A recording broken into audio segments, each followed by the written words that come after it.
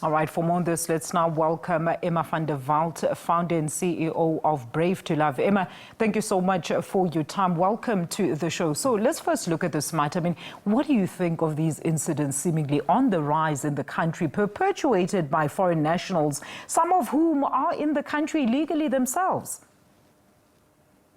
Correct. I think the first thing to understand is when we look at human trafficking globally, we know Asia and specifically China is still known as the highest on human trafficking.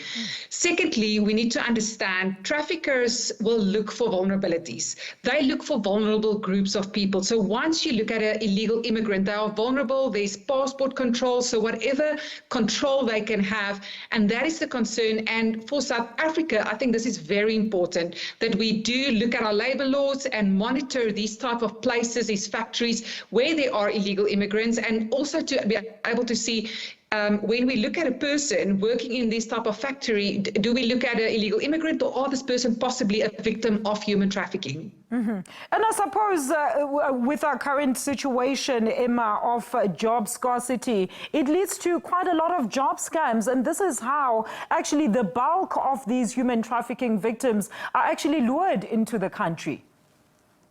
Yes, and I think it's important. South Africa is definitely an economic hub within Africa, and we definitely know of recruiters within Malawi specifically promising vulnerable groups of people a better outcome, a better job. So we're looking at first, when we look at trafficking, we're looking at the recruitment phase. What is the trafficker? And that's recruiting this person with a false job. And then we look at the transportation, when they're traveling from one destination to another, and then we look at the exploitation taking place of these people. And that is crucial to see. And yes, South Africa, we have an influx. Our borders need to be controlled. It needs to be monitored. And specifically in this case, we're looking at minors.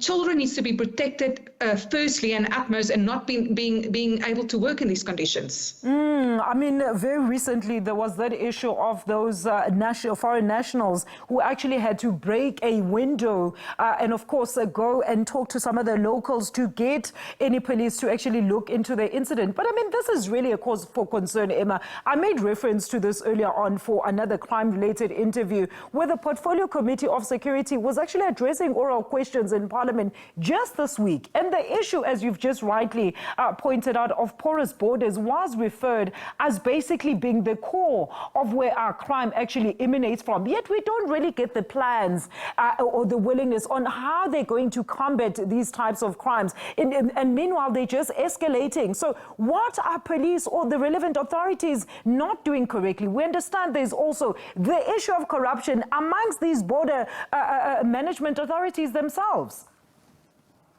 Exactly. And the scary thing is actually we know of some of the borders where children are being smuggled over. So we're looking at children, but that child is immediately not even related to the trafficker, and they're exploited. We've seen cases where Mozambique minors are being smuggled over, even women that are smuggled over these borders for sex trafficking and all forms of trafficking that we can see. So it's a very big concern. That's our responsibility as a nation to safeguard our borders, to make sure that there's regulations and to fight corruption on the borders, because there's victims. We have so many cases of these big victims coming over the border. And yes, we do have trafficking within our borders as well, where South Africans are trafficking South Africans. But it definitely, lately we've seen labor trafficking picking up. We also see that a lot of foreigners are coming here to exploit people within within our country, and we need to activate. And I think this case that we see that's currently, in the court, we do see that as an example case where hopefully many other cases will follow soon, because now we're starting to understand what human trafficking, labor trafficking looks like, so we can identify it, and there's successful prosecution. So we really hope for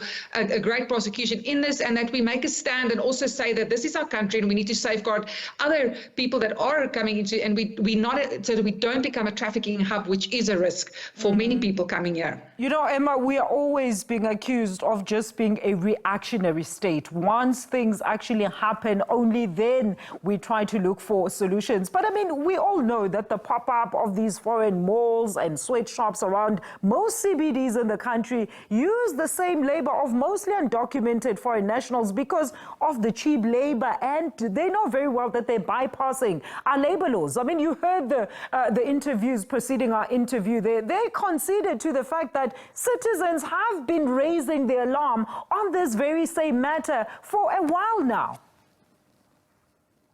Yes, exactly. And I think the Department of Labor, we've worked closely with them, and they definitely are monitoring a lot of it, but we need to put in more effort in monitoring these areas, deporting, make sure that, because otherwise we're going to look at a humanitarian crisis within South Africa. And I think that just there are so many of these, like you say, these unfortunately, these Chinese factories that are not regulated, that and they're focusing currently on the Malawians, and that's very important. And I mean, this is not the only incident. I mean, our law enforcement officials just need to take a stroll down their street to see the injustices. So not knowing cannot be an excuse. We understand that some officials are actually even taking bribes from these individuals to remain in the operational in their particular fields and spaces.